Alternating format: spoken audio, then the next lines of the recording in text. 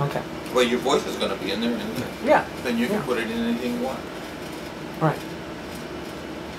All right.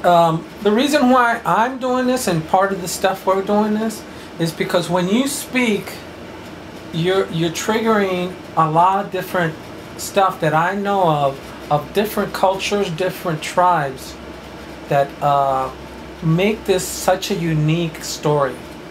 Because what I'm looking at is the Opatas, what you said wasn't religious, wasn't, they didn't have no idols per se.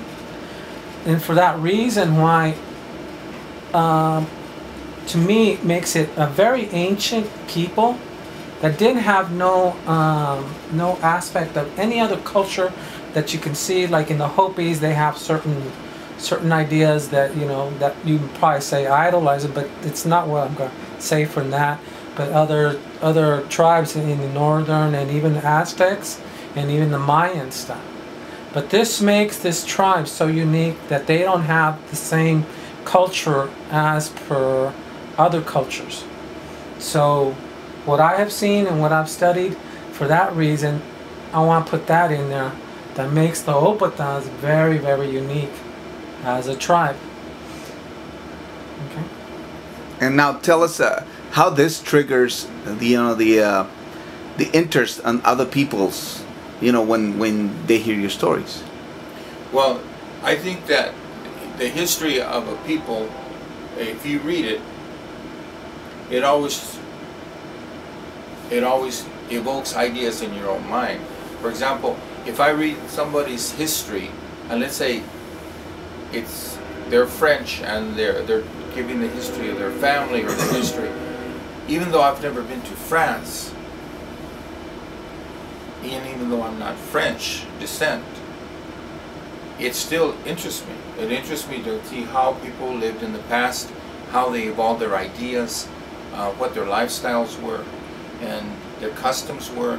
And many times there's customs, let's say in this particular case of the French, they may have customs probably related to language or to religion that have parallels in my own, and I can understand my own, and I think, hey, wait, I remember people used to do that, or people used to celebrate that day, or they would prepare that food, or they would have that saying, and it stimulates me to think about my own. So I would hope that the people that are seeing this would, there'd be two people, the people that are Hispanic background, that they would be interested because they have a very rich history, and also the people that are not Hispanic, because everyone has a rich history, whether they're Arabic or whether they're Anglo or Germans or French or Italians. They all have their unique story to tell, and they shouldn't lose that. In the past, we used to talk to each other much more, but now we don't talk to each other anymore. In the old days, there was no portable record players, no portable radios, no televisions, no iPods, no telephones, and people would actually talk to each other, and they would pass on these traditions, these values, these morals onto the next generation. But that's not happening anymore, and that's why I'm doing it for my own family, so that they can hear these stories and learn their own background, to remember who they are. And I think other people the same way. I think if we're all living in the modern society, we've lost contact with our past. We're losing it very fast, and the people that can help us make the connection, well, we'll all be gone pretty soon. And so it needs to be recorded, and maybe encourage other people.